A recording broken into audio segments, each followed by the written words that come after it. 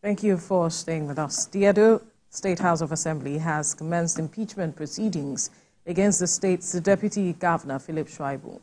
The majority leader who announced the impeachment notice said a petition dated the 5th of March against Mr. Shaibu was signed by 21 of the 24 members of the legislature. The lawmakers said the impeachment proceedings follows an alleged violation of secrecy oaths and perjury by the deputy governor. We have details in this report. The rift between the Edo State governor, Godwin Obaseki, and his deputy, Philip Shaibu, seems to be growing wider by the day. The disagreement, which stemmed from the ambition of Shaibu to succeed his principal, has continued to fester. Keen political watchers describe the drama and intense politicking over the rift between the first two citizens of the state as disturbing. The duo hitherto enjoyed a cordial working relationship as they did things together and acted like blood brothers. They even fought a former governor of the state, Adams Oshomole, together, with Shaibu taking the leading role in the battle. They accused Oshomole of playing godfather, which the former governor vowed to erase from the political space of the state. I didn't join because I wanted to win an election, or did I join because I wanted to join? I joined because the governor was being oppressed. In the face of the crisis, Governor Obaseki at various fora said he had nothing against Shaibu's ambition, while the deputy governor once apologized for the wrong moves he made. If you want to run for the office of governor, there's nothing wrong. I mean, it's your constitutional right to run for the office if you want to. But it appears that the chaos generated by the rift is not abating. Trouble started when Shaibu was accused of abandoning the inauguration of commissioners in Benin in 2023 for that of the National Assembly, where he met and fraternized with Oshomole, who was not in good terms with Governor Obaseki. Shaibu incurred the wrath of his boss when he made public his intention to succeed him as governor. I have not moved to anywhere. Nobody has given me letter to move to anywhere. Nobody has given me letter. So if governor say I've moved, I have not moved. At a meeting, Governor Obaseki was said to have told his close allies of his desire to take the governorship seat to Edo Central, which favors a banker, Asu Igodalo. Raise your cards up, please. With the outcome of the last governorship primary election of the People's Democratic Party in the states, the battle line seems to have been drawn. The deputy governor claimed that he won the exercise after conducting a parallel primary, while Igodalo won, conducted by the faction loyal to the governor. Lawmakers from the National Assembly from Edo State reacted. If the deputy governor, has done anything and is found wanting, it's okay, for the House of Assembly to carry out their functions. But from what we are hearing, that the state executive, governor, has a role to play in this, I think is very shameful. Advice to him is that he should prepare himself to go and answer to whatever allegations or queries the House have put up. So what has happened is not completely out of place.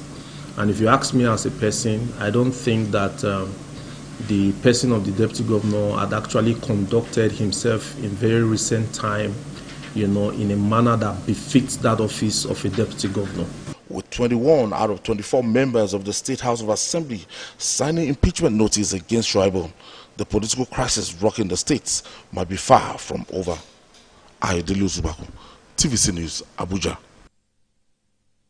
Joining us in the studio to discuss more on this is lawyer and public affairs analyst Tunji Abdulhammed. Good morning. It's good to have you join us. Thank you for having me. Good morning. Good morning. Now, like our senior correspondent said, he said that the crack in the walls of the party in Edo State is getting wider with this impeachment notice to the deputy governor because the drama did not just start recently. It has been on for some time now, from it's seeming like 1 week, one drama, 1 week, one trouble. And there are those who are now questioning what the rationale is behind this impeachment notice, knowing that the party is actually preparing for an election and they will go to his constituents to ask for a vote. But how do you interpret what is going on? Let me agree with you that what is happening in Edo State is a drama, particularly from the deputy governor. he's playing the drama very well. You know, any little thing, he goes to the press and then they start making things that are not even important. You see, the issue on ground is not about any particular party, as far as I'm concerned now. Really? It's about the deputy governor is not the issue of impeachment of deputy governor is not a party affair. It's not a PDP issue. It's not an APC issue. It's not a Labour Party issue. It is the State Assembly's issue. If you look at the dominated by the PDP. If you look at the composition of the State of Assembly in Edo State, they have 24 members, and the PDP have 15, while the APC 8, and then the Labour Party they have 1 member. So if you are talking about impeachment now by 20 members who have signed it, 21 members out of 24. So why is it a PDP affair? It's not a PDP affair. It's a state affair. You know, what the National at the State of Assembly they are doing is in line with the law. In other words, they have the right to impeach the governor or the deputy governor whenever they have a genuine grant to do so in line with the Section 188 of the Constitution of the Federal Republic of Nigeria 1999. What they need to show is that there's a gross misconduct, and once the Speaker received that a notice of gross misconduct stating the particulars of the said misconduct, then he can serve the the process will start. So he will serve the governor or deputy governor that is involved. Then he will answer to the query or whatever question they ask, and then if they succeed in that, they move forward to the next level. So if they are not able to do that, but what they are doing as it is now is still in line with law. I'm not ruling out politics in it. I'm not ruling out the fact that the issue of primaries of the PDP in the last weeks ago, it does not have a role to play. I'm not saying so. I'm not saying that is the genesis of all this issue. Absolutely. You know, he was against his boss, and they see it as maybe insubordination. But for instance, as far as I'm concerned, the 2 grounds that I know they've raised are that, look, they say perjury, and they say the disclosure of public government information. Yeah. So unfortunately, I have not seen the particulars of those allegations. So, but like I said, if they have a genuine reason to say a misconduct, and unfortunately again, Section 188, Section 11, they find misconduct allows the Assembly to even particularize anything as misconduct. Whatever they consider as misconduct can be considered as misconduct. Right. So, but it's for them to now give him the fair hearing. The fair hearing is that he must be served, he must be given the opportunity to defend himself. If they agree that the allegation should be investigated, a committee will be set up of 7 members who are not who don't have political affiliation, who are not into public service, who are seen as members of people of high integrity. So those will be set up, and they will look into it, submit it. Those steps, if they are taken and it's impeached, the law has been followed. So talk about the fallout of the primary in the PDP primaries in Edo State. The delegates that voted at the commercial venue where they announced Shaibu as the winner, because it was a parallel for your party. There was no any parallel. Well, according to them. There was not. So they claim that they went to the original venue. They went to that venue where Asue Godalo was announced as the winner. But they were chased away, you know, they were not allowed to do their accreditation. So how transparent would you say the primary action was? I think that is the allegation from the deputy governor's camp. So, and I'm a lawyer. I don't act based on one-way information. That is what he said. The other camp have said, look, the election the primary were conducted in line with the guidelines and the laws of the party as well as the constitution. So, and they said the venue where the primary was conducted, where the venue that was communicated. And that was why they went there. If that venue was not the venue that is to be where the primary is to take place, the deputy governor's camp will not be there, and they are complaining that they are not allowed to. Whether they are allowed to. They also said that the list of delegates that were published by the National Working Committee, the national leadership of the party, was not the delegates that voted in the, Again, I say that is an allegation from the deputy governor. I'm not holding brief for anybody. Yeah. I'm not holding brief for the governor's side, the PDP side, or whatever, or the deputy governor. I'm just saying that, look at it. Those who conducted the election have said, look, we adopted the list that was given to us by. So somebody says it's coming and saying this is not the list that is the list. It is for him to prove and establish that actually that is not the position. And that's why he has the right to go to court to go and challenge that if he wants to challenge that. But as it is today now, the primary has been conducted, the winner has emerged. So if he has any grudges against he need to do, maybe his appeal has even been overruled. So if he's not satisfied with that, he can go to court and challenge it. And I'm very sure, again, as it is, if you look at our law, he has 14 days. 14 days, I believe, he has passed. By my own calculation, if I get it right. I'm not good in mathematics. but I think, so if it's rather than moving from one place to another, trying to just say media public, he should have taken the right step by going to the court.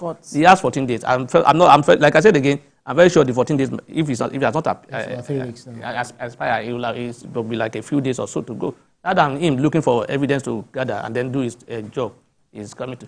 The issue is this. You see, in Nigeria, and I say it, when people come and say people's mandate, I won the election because I'm popular. You know, most people who win the election in this country are not popular. Majority of them win the election because they have somebody behind them who is that powerful that can control the votes. That's why I don't believe when people say, if you are popular, go and contest. It's not about popularity. The man that won the ticket in the PDP now, was he popular in politics in Edo State? Public, not he may be popular in a way, but in terms of being influential in political status in Edo State, did he not win? He won. In Lagos State, when the election was conducted between the current governor and the Governor Ambode, how many people knew the Governor Shaibu then? How popular was he then? But because he has those who can determine the vote. So, and that's why election is not about you alone. It's about other people. If you have people around you who have the influence, who can influence people, then, and that's why we say, you see, so when they say everybody has one vote, sometimes I say I disagree. Yes, they can voting. Actually, is one, but some people can use the one person can influence 1,000 people to vote. So that's what influence. So that's influence also applies. But how do you look at the situation between the governor and his deputy, how it has been over time? Yes, I know you say it's not a party matter, but this is something that had begun from the way the relationship, how it had degenerated into what it is right now, that we are now seeing an impeachment being served the deputy governor. If you look at reports, the party in the state is saying they are on the cause of peace. They've tried, to just bring these two together. But I'm wondering, what did we take to resolve this issue? If the internal mechanism to resolve crisis and critical issues like this is not really getting the needed results for the party in the state, an election is at hand. Do you see this whole matter actually influencing the election? It may not be. I'm not doubting the capacity of the deputy governor or his influence in Edo State. But let me tell you, you see, if you look at that primary, was he the only person who contested against Asu Gudalo?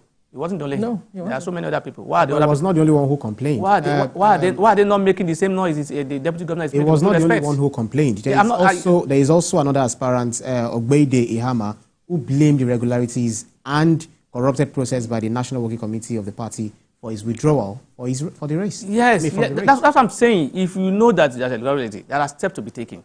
Take that step. Stop media. Just stop demarketing your party. If you're a loyal party member, is the party itself helping the situation? If you're a loyal party member and you love your party and you are sincere, you are not doing it for selfish interest. You will not. Once election is conducted and you have lost election, and you have taken the right step to be taken under the law, and you have to accept it. For me, with due respect, the deputy governor is showing desperation. He's showing desperation, not only from today. This deputy governor, for goodness sake, even for me, I don't like it. The man has been there since 1999 or so. He was a member of the... exercising his rights. I know, but now that that time when he was getting the tickets, were there other people? Were they complaining? That they had the court. If they had any complaints, they could have. So he's also, now that he's also losing, he should also go to the right place. He should start marketing his party, and it doesn't have the. You see, by the time the election starts now, whatever, you will realize that people who are following him now will just leave him. That's Nigerian politics for you. You can see people moving from PDP to APC, APC to PDP, Labour Party. Once a party is in power, you see people moving. Some of them don't have any other job, and once there's no once you don't have what they are looking for, they didn't get it. They go to where the thing is. That's why you see people, some of them will just be in PDP today. Tomorrow you see them in APC. Some of them will be APC tomorrow. The next tomorrow you see them in the Labour Party. Because they are just looking for where they will be relevant. Because they don't have another job. You've not exactly answered the question, she asked you, regarding, because he has already to mobilize, people against they had protested. Exactly, during the forthcoming election. And I'm wondering if you don't see this impacting the party, so to speak. And is the party doing enough to resolve the crisis within themselves, using internal mechanism to resolve this crisis between himself and his principal? You see, sometimes we fail to realize one thing, that you cannot force a horse to drink water. You can only force him to go to the stream. Is that what they say? I don't know if I get it right. Yeah. And that's why during the presidential election, let me go back to that place, when people are saying the party were unable to settle their internal crisis because some people are bent on doing what they want to do. So once your mind is made up, there's nothing they will tell you that you will listen to. So if somebody has said, look, this is my decision, this is where I'm going, how do we force that person? Will the party beat them? This man has been called several times to a meeting, and he's been advised to say, please, just let it lie. He said he will not agree. So let him do what he wants to do in line with the law. So you see, party, yes, they don't like losing a member. They don't like it. But when you have done your best, and the person is not interested in seeing what you are seeing, or is only interested in his own personal benefits, there's nothing you can do. No matter what intervention you want to do, no matter what intervention you want to do, he will not get results because he has his mind made up. The only thing he's looking for is to say, get the ticket. And if the ticket is not given to him, are they going to retrieve the ticket from the winner, or the person that has been announced as the winner?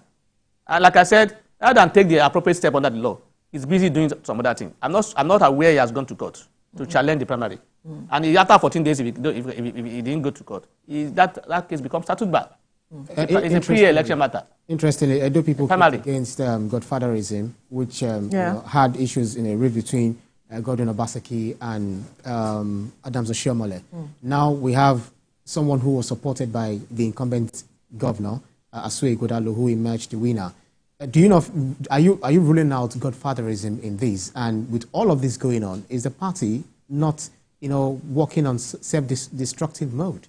In politics all over the world, there are people who see as the man in charge in a way. We're not, especially in Nigeria, we're not up to that level where you say on your own because you are popular or because you have money, you just come and say, by my popularity, nobody. You need support of people. So what you call godfatherism is that people who believe they have influence, you have their support, and they support you. That means you believe that once you support, even this man supports you, you get more votes than what you have gotten if it's not in your support. So those people are the people they call godfather. And you see in our Nigerian politics, when you say godfatherism, you leave it one man to run the party. You leave him to pay all the bills for the party. You leave him to do everything. When you come to appointment, you will now say, this is the person I want to do it. You now say it's imposing on you. Why are you the people not running the party together? Why you see, we are not running a political party in this country. We are just running an organization of people who wants to just achieve their interests or holding political office or offices. If you are truly running a political party, the party will not belong to individuals or any other person, because we have party in this country that belongs to people. All right. Because they are the one who are doing the finance of the party. So for me, there is no way you can rule out godfatherism. When we call it godfatherism, it may not be for godfatherism, it's a support. The governor has the right to support anybody he wants to support. So his influence as governor may now help that the candidate is supporting. Yes. So that means his stakeholder. No, you don't control it. Yes, once you are the governor in this country, or the president, you control the party. Right. And that's why you say the president or the governor is what they call them, leader of the party. So as a leader of the party, you can get whatever you want to get by using your position to talk to people, and people will listen. Quickly, before we let you go on this matter, do you think you will get the fair hearing with regards to this issue on the ground? Of course. Yeah, like I said, if you go, you're talking about the impeachment whatever. Of course, let him take the proper step. I hear he's already on his way to court to challenge it, even though the process is just beginning. I just expect that, look, they should allow him fair hearing, allow him to defend himself, allow him to tender his own position. Look at it critically. Don't use the magomago to just say We want this answer to question what they do. You know where you are going to. Just let them give him the appropriate for hearing. But I think for me, it's OT law. You should just allow the thing to go and then the rest. There's crisis in APC primary. Are you seeing anybody? Most of them, they're also taking steps. Are you seeing them going to the media to go and market their party? All right. I see it as a lack of being a good party man. He's just trying to say, if I don't get it, I will destroy it. All right, we'll leave the conversation here. Tunji Abdulhammed, lawyer and public affairs analyst, thank you for your time on the program. Thank you for having me. It's my pleasure to be with you. Right.